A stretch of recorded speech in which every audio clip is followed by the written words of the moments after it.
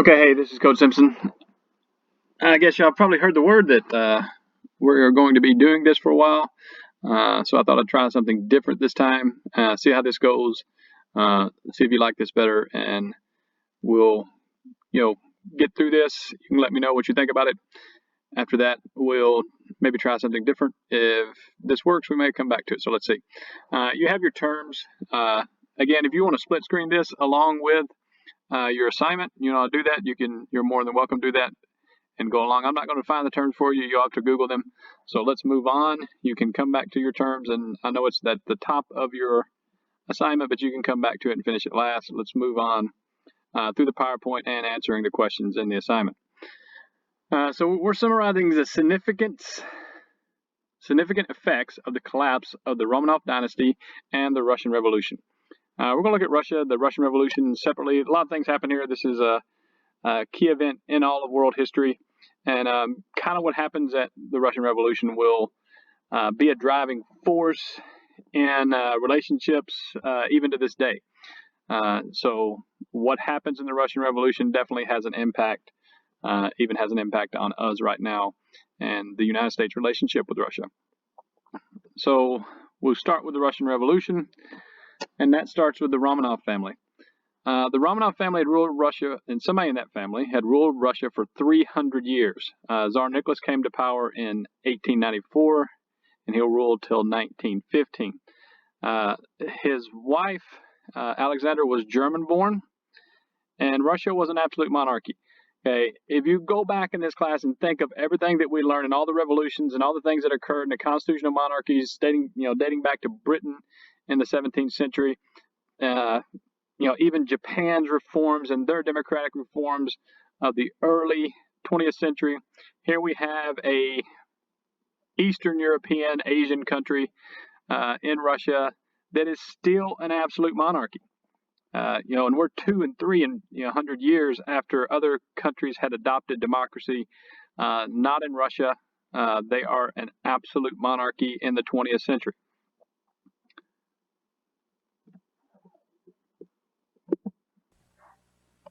The following year, Alexander died and left the crown to his 26-year-old son, Nikolai Alexandrovich Romanov. From childhood, Nicholas showed little interest in government or initiative to rule. Neither his reactionary father nor his conservative tutors prepared the Tsarevich to grapple with the changing realities of a modern industrial world.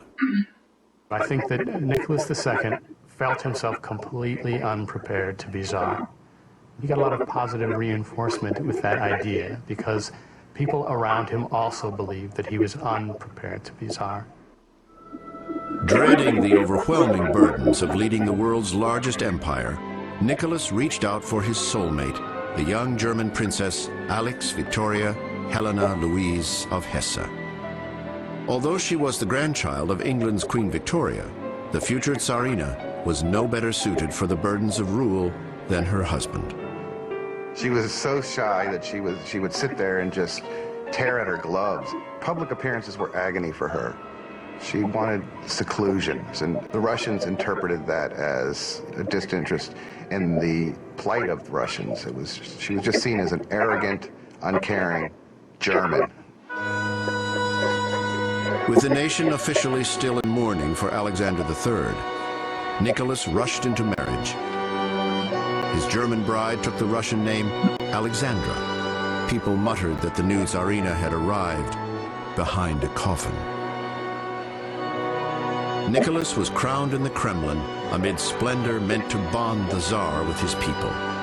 Instead, the opulence only underscored the divide between Nicholas and his subjects. After more than 30 years of forced industrialization, Russia's working poor were as poor as ever. Factories, mines, and farms became breeding grounds for unrest. Radicals like the young Lenin fed the discontent. They spread Marxist propaganda and organized revolutionary cells. In 1895, the Tsar's police struck back. Lenin was arrested, convicted, and shipped off to Siberia. After his release, Lenin fled Russia for the West. But even in foreign exile, his radical ideas would continue to fan the flames of revolution. But the Tsar, Nicholas, remained oblivious to his subjects' suffering and their growing will to take action. Instead, his boldest step as Russia's supreme commander would only fuel the rising fire. All right, as we had mentioned earlier, Russia is kind of one of the latter ones to the industrialization game.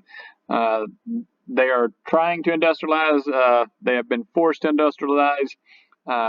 It is not going well because they're trying to compete with powers that have been industrialized for the last 50 years, and it's just not going well for them. So they are exceedingly poor country at this time, except if you're the Tsar or the Tsarina, and then you live a life of luxury. So leading to the revolution, you have the Russo-Japanese War. We've discussed this once. You'll see the video that kind of led into that and the response to that. In this, Russia loses land and confidence. They're the first European power to lose to a nation from the east. And this prompts an event called Bloody Sunday. Peaceful marchers in St. Petersburg were asking for higher wages, a shorter workday, and better working conditions, and believe it or not, the right to perhaps vote. Again, go back to what I said earlier. This is the only kind of remaining absolute monarchy in all of Europe and Eastern Europe. Nicholas's guards order them shot, and when the news reached the masses, Nicholas loses support. Nicholas remained oblivious to his subjects' suffering and their growing will to take action. Instead, his boldest step as Russia's supreme commander would only fuel the rising fire. On the Pacific Rim, Nicholas sought to seize new territories from China and Korea. His grandiose imperial ambitions collided with another growing empire, Japan.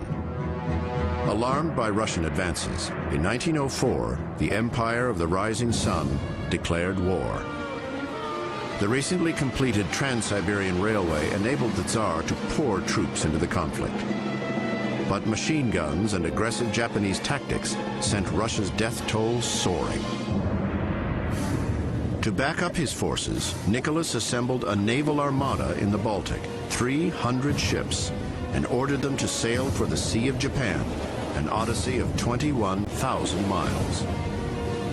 In May 1905, after 8 grueling months of hunger, mutiny, and disease, the Russian ships finally reached the Pacific coast, where the Japanese lay in wait. With faster ships and better guns, in a single battle, the Japanese sank 2/3 of the Russian fleet. The pride of Russia, the navy Peter the Great had founded, was all but obliterated. The war itself was not necessary. It was a terrible waste of Russia's resources. And of course, on top of that, Russia was defeated, which was a catastrophe, both for the legitimacy of the regime and for the emperor's own prestige in the eyes of his ministers, his senior officials, and indeed of the educated public.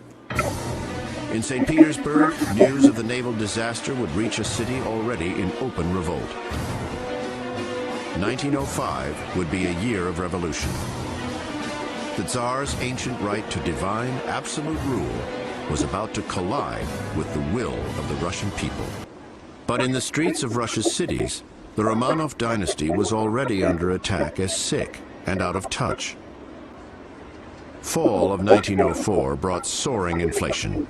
Winter brought hunger and hardship. News of the disastrous string of defeats in the war with Japan shook public faith in the Tsar's leadership. On Sunday, January 9th, 1905, a vast throng of protesters marched on the Winter Palace. Workers, students, priests. Led by Orthodox priest Georgy Gapon, the marchers carried a petition signed by over 100,000.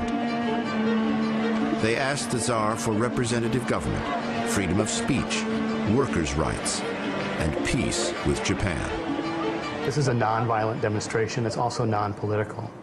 The workers are not carrying banners with revolutionary slogans. Rather, they're carrying icons, and they're making it very clear that they're deeply religious, faithful people who love the Tsar, who are simply trying to tell the Tsar of their plight and to ask the Tsar to help them out. The marchers refused to leave without delivering their petition to the Tsar. But Nicholas was out of town with his family. The palace guard's response was swift and brutal. Father Georgi Gapon. A cry of alarm arose as the guards came down upon us. I saw the swords lifted and falling. The men, women, and children dropping to the earth like logs of wood, while moans, curses, and shouts filled the air.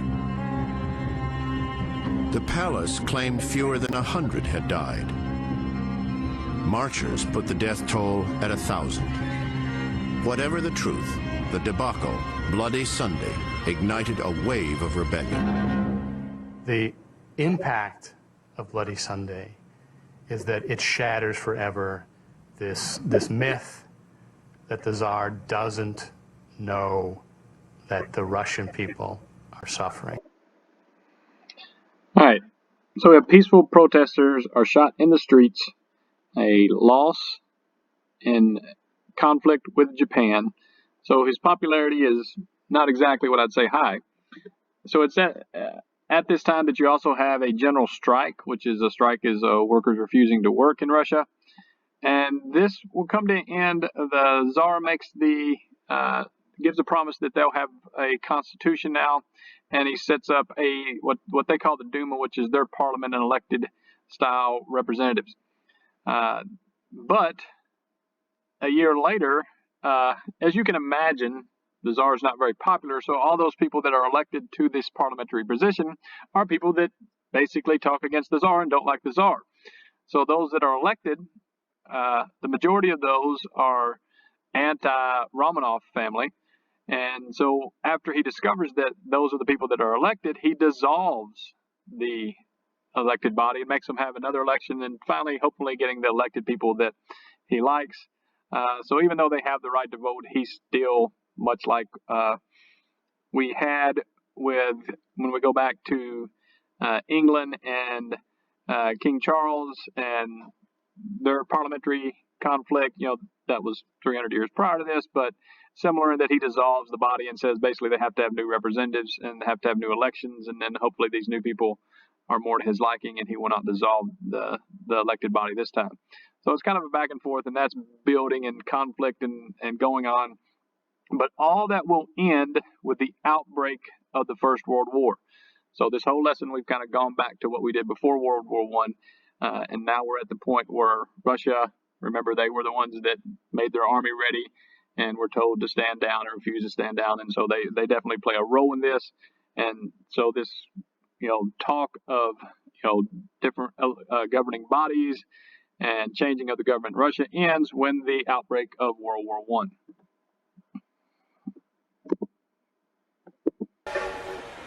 By summer, uprisings had crippled factories and farms across Russia. Revolutionary councils grabbed for power in 50 cities. Armed workers threatened to destroy any factory that stayed open. Facing open civil war, Tsar Nicholas, defender of the dynasty, weighed his options. To crush the rebellion by sheer force, that would mean rivers of blood. The other way out would be to give the people their civil rights, to have laws confirmed by a state Duma. That, of course, would be a constitution. In October 1905, the Tsar bowed to reality. His October Manifesto granted basic civil rights and a new, elected assembly, the Duma. Nicholas was forced to make certain concessions, but this was done under tremendous pressure. He hated the political parties, he hated the Duma, he hated the Constitution that he was forced to acknowledge. And in many ways, he didn't acknowledge these things. In May 1906, Russia's new Duma demanded radical reform. Nicholas's response? To dissolve the assembly. After 4 years of tinkering with election rules, the Tsar finally got a Duma conservative enough to live with. He still believed that only the Romanov family could rule Russia, that he had a mission from God. He was on the throne because of divine right, that no one could take that away from him or his family, and if they did, it would mean the destruction of Russia. Summer 1914. The Tsar's prestige hung at the edge of the abyss. Then, Europe exploded. World War I. Russia and Austria-Hungary clashed over Serbia. Within days, Germany, Great Britain, Turkey, and France, all the empires of Europe, plunged into the maelstrom. For a moment, the divisions tearing Russia apart were forgotten. Radicals and Tsarists, workers and nobles, as in generations past, the Russian people rallied to save the empire. Volunteers would swell the ranks of Russia's armed forces to 15 million men.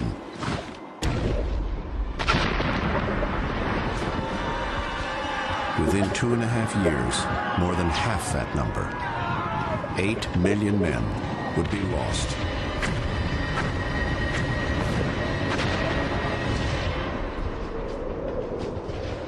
Wounded, captured, or killed.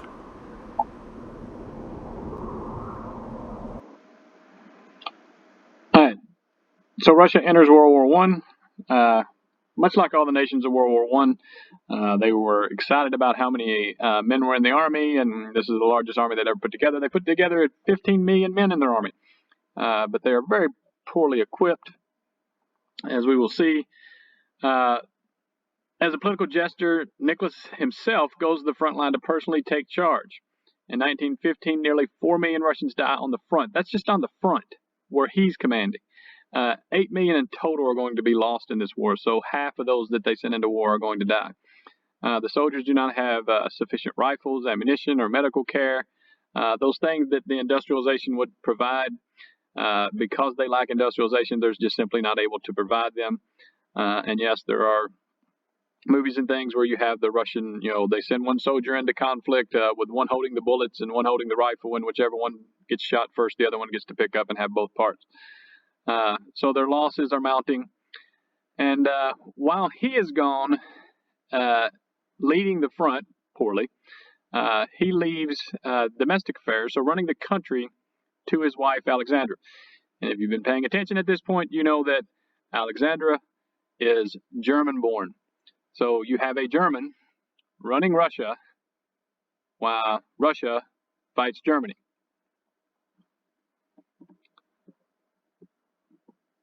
The empire on the line, in the summer of 1915, Nicholas left the capital for the front. As Russia's ruler, ordained by God, he believed it was his holy duty to lead the troops. He had no military experience whatsoever. And he also was not good at, for example, serving a symbolic role of walking around to the soldiers and urging them on and building their morale. When he stood in front of soldiers, according to the accounts that we had, he basically went silent. He didn't know what to say to them. The staggering losses at the front and starvation at home soured the Russian public on the war and its leaders. The fires of revolution began to build again. Lenin's slogan was peace, land, and bread. And this really resonated with the population of Russia at that time. For 300 years, the Russian people had bowed to the divine authority of the Romanov family. That bond was breaking. The Russian Revolution was at hand. All right, this is kind of where the story gets bizarre, if you will, with Nicholas at the front line and the Tsarina Alexandra in charge of Russia. There's, television series and movies, and there's even a new one on Netflix that I would definitely not encourage you to watch, called The Last Tsar, because it's rated MA and it tells the full story of this part, which is insane. So do not watch it. It's rated TV MA. This guy, Rasputin, who claimed to be a holy man. That's why I've got holy man in air quotes. He was not. He was anything but holy. He was what we call a charlatan, a snake oil salesman. He was, a manipulator of people and positioned himself into the halls of power. Basically, as the story goes, their oldest child was sick. He was a hemophiliac. So he bled a lot, and anytime episodes like that, in today's medicine, we know that with rest and you'll get better in 7 days. So the Tsarina writes this man who's supposed to have healing powers that their son's sick, and he says in 7 days he'll get up, and so now she thinks he's a god, and she starts relying on him for guidance in running the country. Again, the story is crazy. He is from out in Siberia. He is unkept. Most of the royal family hate him, including Crown Prince Felix Yusupov. Kind of bizarre. He is poisoned with what Yusupov said was enough poison to kill 4 horses. He doesn't die. He is then shot. And the fellow assassins will ultimately throw his body into the river. So to make sure he is definitely dead and not providing any type of negative influence on Russia. Nicholas and Alexandra's greatest concern was their son, the Tsarevich Alexei. Hemophilia put the boy's life on the line every day. Any nick, any bump, any bruise would just result in agonizing pain for this child. And it destroyed his mother. I mean, just to watch this apple of her eye just writhing in agony. It makes her also incredibly spiritual and mystical. And she's looking anywhere she can for a cure, for answers. The Empress prayed for a miracle. A close friend brought her a miracle worker, a mesmerizing Siberian mystic, Grigory Rasputin. When Alexei turned 8, Rasputin's divine powers were put to the ultimate test. The child has fallen, and it really appears as though the child's going to die. Alexandra writes by telegram to Rasputin and says, the child is sick, can you intercede somehow? And Rasputin replied to her and said, don't worry, he will stop hemorrhaging tomorrow. And indeed, the Tsarevich stopped hemorrhaging, and from that day on, he was God to Alexandra. The wild-eyed Siberian peasant became a fixture in Tsarist circles, but his darker side scandalized St. Petersburg's conservative society. Women of high society in Russia had a very strict life. And here comes this man from the Russian countryside, from Siberia, just brimming with sexual energy. Rasputin really wore 2 faces. To the Empress, he was a man of God. But other people saw the real Rasputin, whose name means the debauched one. He was greasy, unwashed, and a voracious sexual appetite. He was an animal in many ways, and people saw that. Alexandra never saw that. On a dark December night in 1916, the infamous Siberian holy man, Grigory Rasputin, staggered out of a very private party. Rasputin's cancerous influence over the Empress Alexandra and the imperial government had infuriated even loyal Tsarists. To save the Tsar, Prince Felix Yusupov and his cronies resolved to take the mystic out of the picture. Yusupov invited Rasputin to join him for a midnight meal in his St. Petersburg palace. He feeds Rasputin poisoned wine, poisoned hors d'oeuvres, enough poison, Yusupov says later, to kill 5 men. But Rasputin, who is an enormous person, shows no ill effects whatsoever. When it was obvious that the poison wasn't going to work, they decided to shoot him. And he runs outside, and they take more shots at him.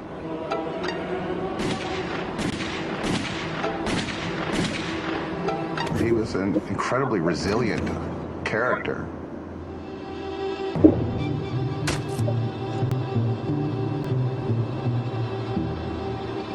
They drag him to the Neva, cut a hole in the ice, and stick him in there. And they're now sure that Rasputin's dead. 3 days later, Rasputin rose yet again as the icy river Neva yielded up his lifeless body. But when they did find the body later, and they found water in his lungs that indicate he was breathing still when he was in the water. It was a stunning episode. Rasputin's murder devastated the Empress.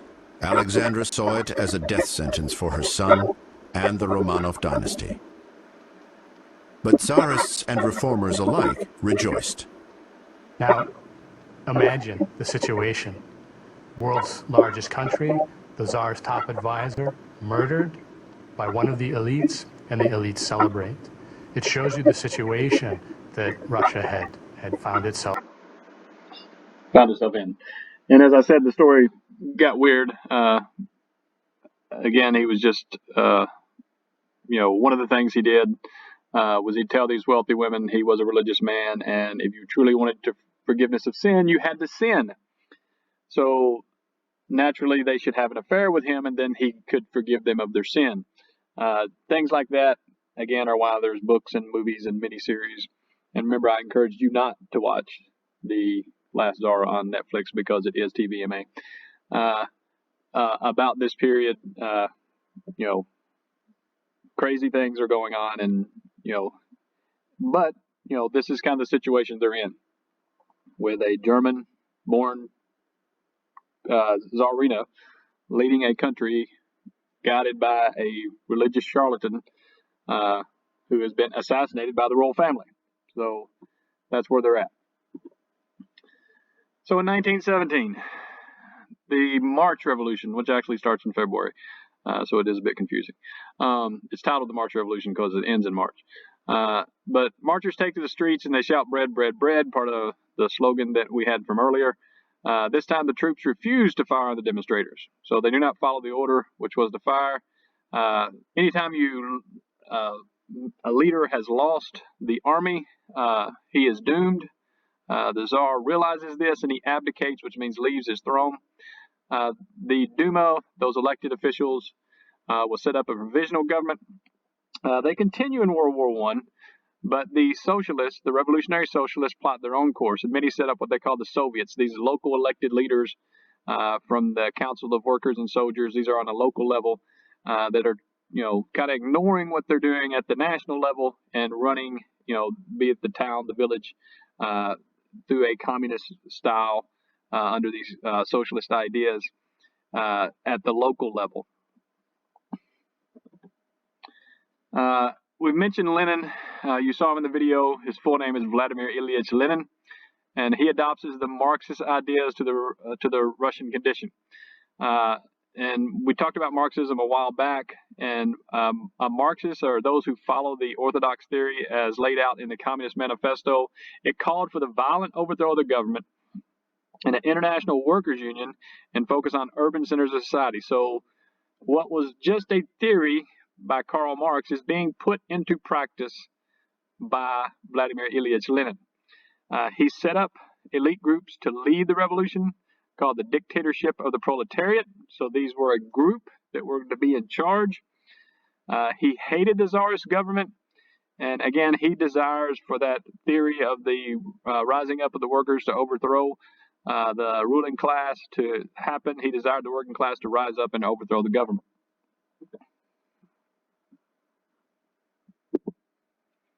February 1917. With millions of men trapped at the front, Russia's economy was in ruins. Inflation made the ruble all but worthless. Food and fuel ran desperately short. Shortages led to bread lines. On February 23rd, bread lines turned to riots.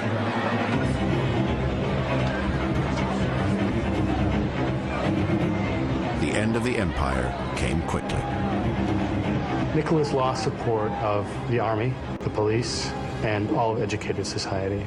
And no government can rule without an army and police force that's loyal.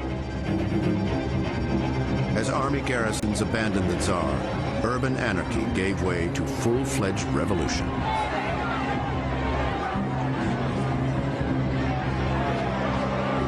People, since the Decembrists, had been plotting revolution for almost 100 years. Yet, when it did come, it surprised everyone. On February 27th, Nicholas boarded the imperial train to race home to protect his family and his crown. Striking workers trapped the Tsar's express outside St. Petersburg. March 1st, 1917. Stranded on the rails, Nicholas II received an ultimatum from the Duma. To save the nation, the legislators demanded that the Tsar abdicate and hand all power to the Duma. For Nicholas, the very thought was sacrilege. We have to keep in mind that the rulers believed that they had been ordained by God, and so stepping down might actually be a sin against the church, or might be an offense against this tradition, or a religious offense. The destiny of the empire, 1,000 years of history, rested in his hands. Desperate to preserve the monarchy, Nicholas tried to sign over power to his son, the 12-year-old Tsarevich Alexei, but advisors convinced him that it would be a death sentence for the boy. Instead, Nicholas signed over the throne to his brother. With his life on the line, Mikhail Alexandrovich Romanov refused to take the crown.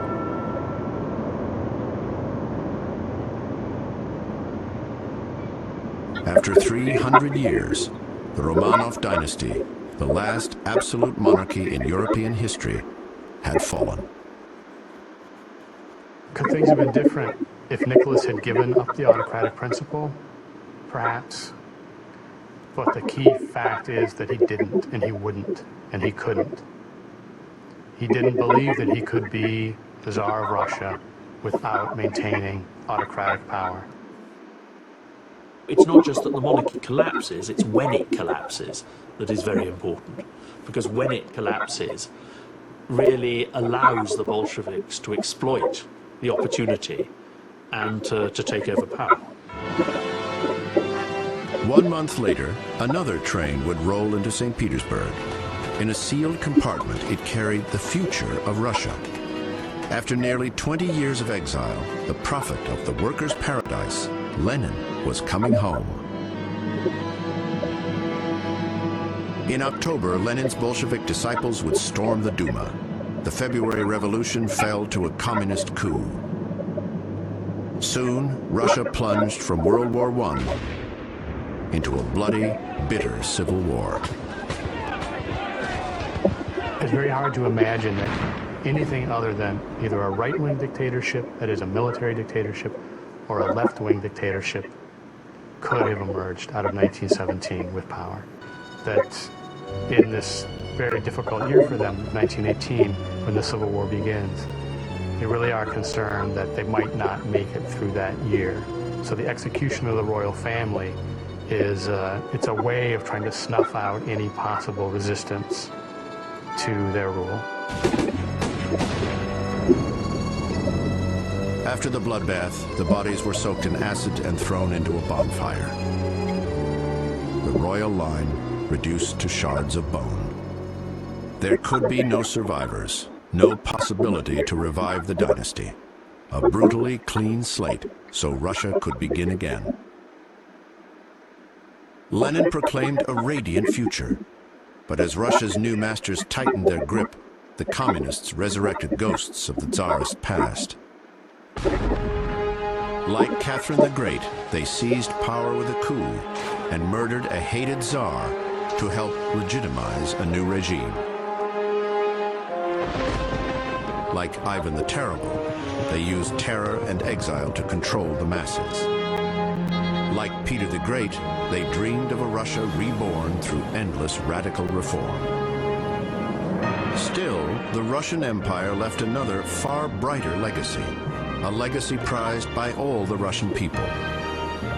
Monuments to great achievement and enduring patriotism. and the Orthodox Christian faith so tied to the nation's history and identity. Today, years after the fall of the Soviet Union, Russia has entered a new phase of history, a land of deep pride and profound contradictions. All right. So, yes, despite what Disney teaches you, the royal family is executed. And, the new leaders are Russian, meaning they're going to lead in a style similar to what they are accustomed. So many of the tactics and the leadership and what they do to the people is not going to change for them that much. So the Bolsheviks, the November Revolution, the Bolshevik basically is a Russian word that means majority. These were the Red Guards. They were armed factory workers. They joined munition sailors, that's sailors that carry guns, from the Russian fleet and attacking the provisional government. So remember the provisional government, the one that set up after he abdicated. They form a new symbol for their country, which is the red flag with the intertwined hammer and sickle, which is symbolism between the union of the peasants and the factory workers. And then they renamed themselves the Communist. Now, this, seems like the story is over, but it's kind of just beginning for many of the Russian people because they go into a civil war. When Lenin gets in charge, he signs what's called the Treaty of Brest-Litovsk with Germany, giving up territory and population that ends Russia's involvement in World War I. Now that they're out of World War I, yay, now we've got a civil war. So there are three sides in this civil war, and they literally wore armbands so they could decide, who was on their side and which fellow countrymen they should shoot. So there are the whites were white armbands, and they were counter-revolutionaries. They were loyal to the Tsar. They wanted the Tsar to come back. There was those that wore green armbands. They were anarchists. They favored socialism, but they didn't want a strong central government. They wanted just local control of government, everything on a small scale, and didn't want someone in Moscow telling them what to do thousands of miles away in Siberia. And then there were those that wore the red armbands. They were the communists. As we've also looked at the map from our World War I, we know that national groups like Poland, Estonia, Latvia, Lithuania, all these are able to break away and form independent nations. And again, these were once part of Russia, which had been given to Germany in the first treaty, which then Germany lost in the Treaty of Versailles. So the Allies aren't too keen on the Russians getting out of World War I, worried that the pressure taken off of Germany's on the Eastern Front, they could then pour it into the Western Front.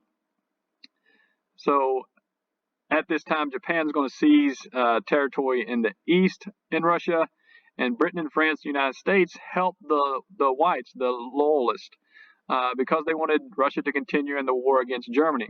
So they actually sent in troops to attack the communists.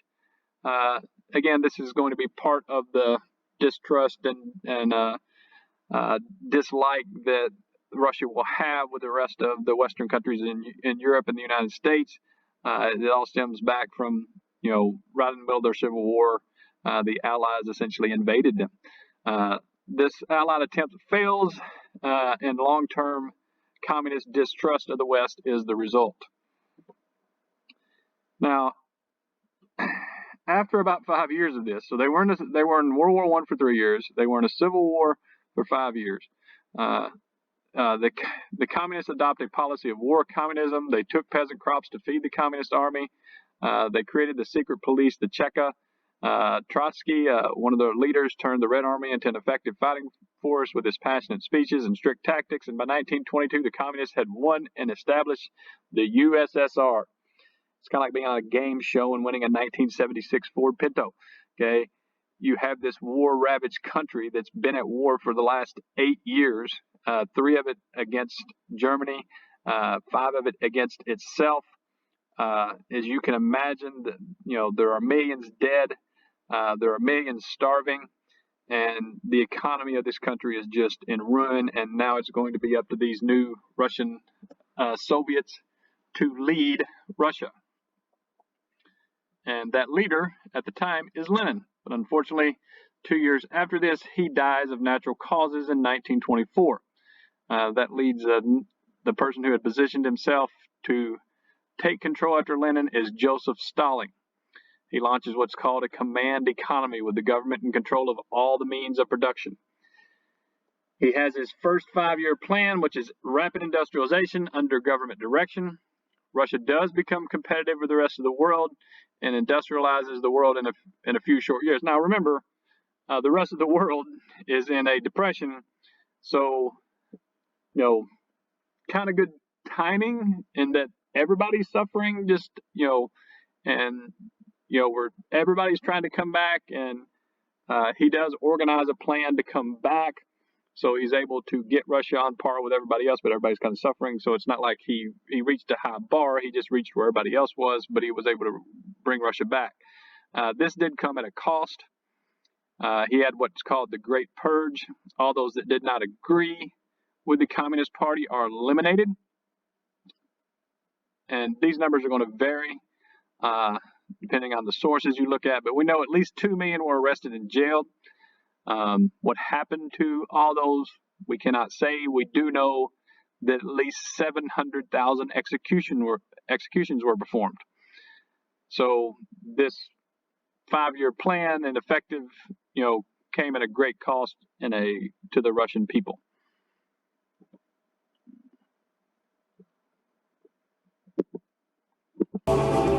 This rather dull photograph taken in 1925 shows an expanse of barren land 70 miles east of the Ural Mountains.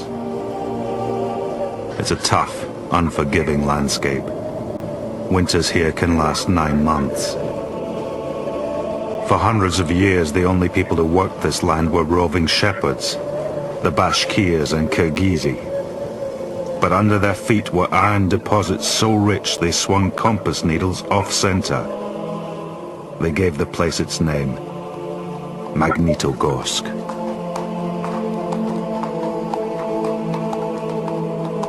The same year that photograph was taken, industrial output in the Soviet Union was at rock bottom.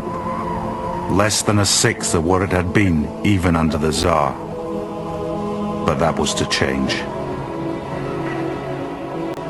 For the Bolsheviks, a workers' party, industry was the way forward. Industry managed by the workers' state, built by the workers, for the workers. For Stalin, industrialization was part of the international class struggle. Let us advance full steam ahead to become a country of metal.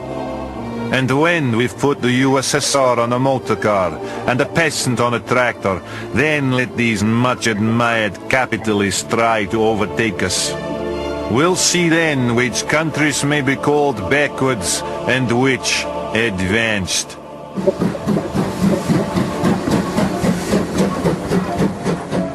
In 1928, Stalin announced the first 5-year plan.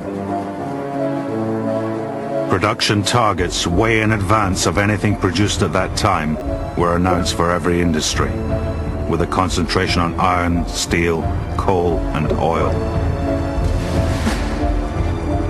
At Magnitogorsk, work began on an iron and steel complex to rival any in the capitalist world. Barren land would give way to vast blast furnaces and smelting plants. It was to be a symbol of what socialist planning could achieve. All right. So again, through force, Russia is going to industrialize, and they are going to become on par with the rest of the world. But again, don't forget this is a time of we're leading into depression and rebuilding after World War One. Let me know how you feel about this. You can message me. I can load the traditional way. Just thought this would be good. Did keep it at exactly 45 minutes, just like you were in class. Hopefully I'll see you Tuesday in the conference. Stay safe, and I will see you and hear from you on Tuesday.